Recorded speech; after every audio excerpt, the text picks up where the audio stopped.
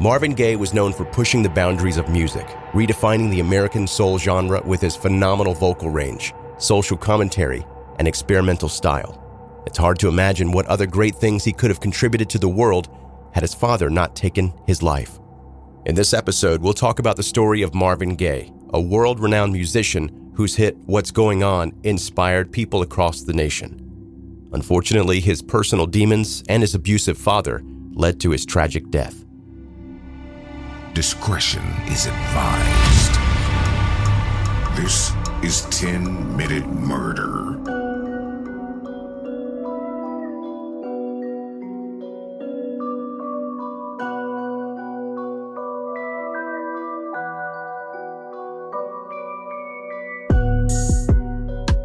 Brief and bingeable true crime. Welcome to 10-Minute Murder. My name is Joe, I'm the host, and thank you for being a part of it today. It means the world to me that you're here, even if it's by force. You've got a friend, a coworker, a family member, or someone that you're riding in an Uber and they're making you listen. Don't argue with them, just hush and give me about 10 minutes with your ears and your mind. All right, that sounded like some sort of kink, but it wasn't, to be clear, even though what's 10-Minute Murder rule number 6? Say it out loud. We don't kink shame. And by the way, side note, those of you that have bought t-shirts, this has nothing to do with the kink shaming. Those of you that have bought t-shirts and stuff, stickers and stuff like that from the 10-Minute Murder merchandise store, I appreciate it so much, and I'm going to marry all of you. But every single one of you that has sent me photos of you wearing the shirts or displaying the stickers, you've asked that I not share it on the pages. It's like you're embarrassed of me. That's fine. I mean, it hurt my heart a little bit, but that's fine. You know, you do your thing. I'm just kidding. I totally get it. Hey, if this is your first time listening to 10-Minute Murder, hi. I hope you enjoy it and subscribe wherever you're listening right now, and then connect on social media. Links are in the show notes of this episode. Now, today's story.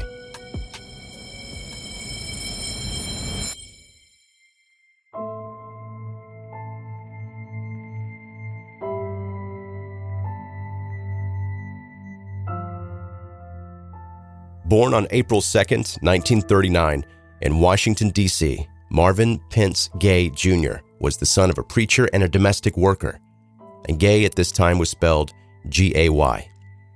We'll talk about why he changed that in a little bit. His father, the Reverend Marvin Gaye Sr., was a minister at the local evangelical church and gave his son the responsibility of singing with the choir. In the late 1950s, Gaye joined a renowned doo-wop group called the New Moonglows, but they disbanded shortly afterward. But his phenomenal range, which spanned 3 different styles, ended up impressing its founder, Harvey Fuqua, so much that he decided to take the 20-year-old musician to Detroit. There, a record producer named Berry Gordy Jr. was forming what would eventually become the legendary Motown Records. Marvin was initially signed on just as a session drummer for some of the label's high-profile artists, like Stevie Wonder, the Supremes, and the Vandellas. But in 1962, he came out with a single called Stubborn Kind of Fellow, which broke into the top 40 charts. He followed this up with other successful singles, as well as duets with singers like Tammy Terrell, with whom he would release the hit songs Ain't No Mountain High Enough and If I Could Build My Whole World Around You. These proved to be so popular that the pair became regarded as the royal couple of R&B. The reign of the royal couple didn't last very long, though. In 1970, Terrell died of a brain tumor, which sent Gaye into a deep depression. He began considering suicide and even threatened to stop making music altogether. But things took a turn in January the following year when he released What's Going On, a song inspired by the increasing violence and political unrest surrounding the Vietnam War. It was an instant hit, thanks to how perfectly it encapsulated the challenges that American society was facing at the time. Despite drawing inspiration from the chaos over the Vietnam War, the song continues to resonate with many people even today. In fact, Boston radio station WBOR once wrote, quote, "In the 5 decades since the song was released, What's Going On has been used throughout the world in demonstrations against totalitarian regimes, as a call for peace in the Middle East, and during recent Black Lives Matter protests." The subsequent album, titled What's Going On, was a huge success, with other songs such as What's Happening Brother and Mercy Mercy Me also serving as thought-provoking commentaries on the current state of society. These were a far cry from the usual Motown sound, which inspired the label's other artists like Stevie Wonder and Michael Jackson to branch out as well.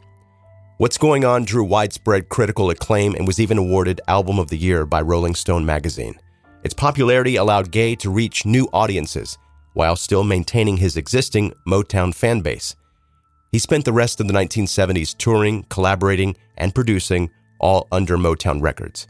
But in 1982, after spending 2 decades on the label, he decided to sign with Columbia Records, with which he released his last album, Midnight Love. One of its songs, titled Sexual Healing, proved to be his comeback hit, earning him 2 Grammy Awards, as well as an American Music Award for Favorite Soul Single.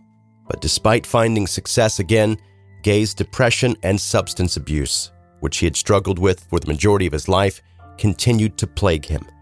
His 1983 Sexual Healing Tour was incredibly chaotic, and this, combined with his financial difficulties, resulted in him moving back in with his parents who were living in Los Angeles. Marvin had a tumultuous relationship with his father, a violent alcoholic who often abused his children, taking his short temper out on them. According to his sister, Janine, their childhood was filled with what she called brutal whippings. The Reverend's favorite target was Marvin Jr., who would later recall, quote, "By the time I was 12, there wasn't an inch on my body that hadn't been bruised and beaten by him." Gaye hated his father so much that he went so far as to change his last name, adding an E to the end, just to create some sort of separation from him. However, his cocaine addiction, financial instability, and mental health issues all forced him to return to his parents' home, the place he despised the most. There, he found himself reliving his childhood, getting into drawn-out and incredibly violent fights with his father.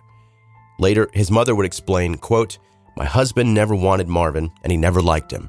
He used to say he didn't think he was really his child. I told him that was nonsense. He knew Marvin was his, but for some reason he didn't love Marvin. And what's worse, he didn't want me to love Marvin either." The tension between the father and son came to a tragic head on April 1st, 1984, when a verbal battle between the two escalated into a violent, physical fight. Gaye allegedly beat his father up, stopping only when Alberta, his mother, interfered. She then followed him to his bedroom, trying to calm him down. Unbeknownst to them, though, the Reverend had had enough and was ready to end the fight permanently. He picked up a small pistol that Gaye had once given him as a gift, then entered the bedroom. Without saying anything, he shot his son in the chest, killing him instantly. But that apparently was not enough. He calmly approached Marvin, who had already collapsed onto the floor, and shot him 2 more times at point-blank range. Gaye was immediately rushed to the California Hospital Medical Center, but it was already too late. He was pronounced dead at 1:01 p.m., one day before his 45th birthday. His father would later claim that he only knew of Gaye's death when the authorities told him about it hours after it happened. He also said that he hadn't meant to fatally shoot his son and had only done so because he thought the gun was loaded with BB pellets. During his trial, Marvin Sr. said that he only shot Gaye in self-defense because he became, quote, "something like a beast-like person" whenever he was high on cocaine. He also claimed that his son had violently beaten him up before the shooting happened. However, this was refuted by the authorities, who said that there wasn't any evidence that he had suffered a beating at all. The Reverend Marvin Gaye Sr. was ultimately charged with voluntary manslaughter and given a suspended 6-year sentence with 5 years of probation. At his sentencing hearing on November 20th, 1984, he told the court, quote, "If I could bring him back, I would. I was afraid of him. I thought I was going to get hurt. I didn't know what was going to happen. I'm really sorry for everything that happened. I loved him. I wish he could step through this door right now. I'm paying the price now."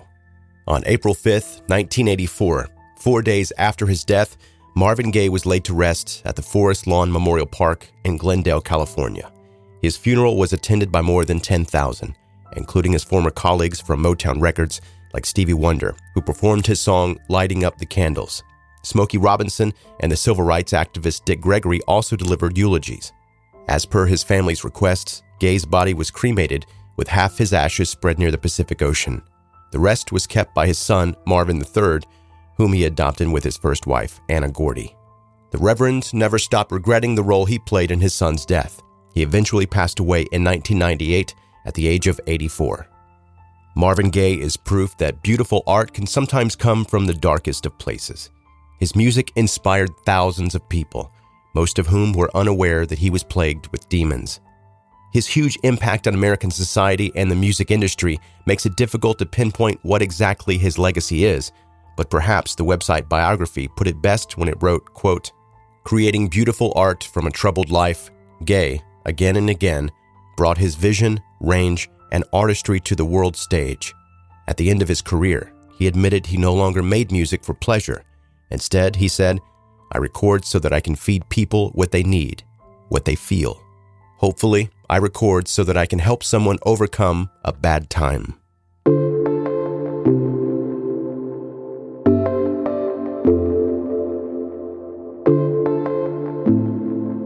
That's today's 10-minute murder. Brief and bingeable true crime. Thanks for listening today, and if this was your first time listening, first of all, I don't usually sound like this. I'm still trying to get over whatever this is that I've got or had or whatever.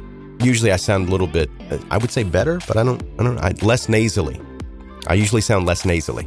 But I hope you are still interested enough to subscribe and listen to more in the future, or go back and listen to some of the past episodes where I don't sound like I do now.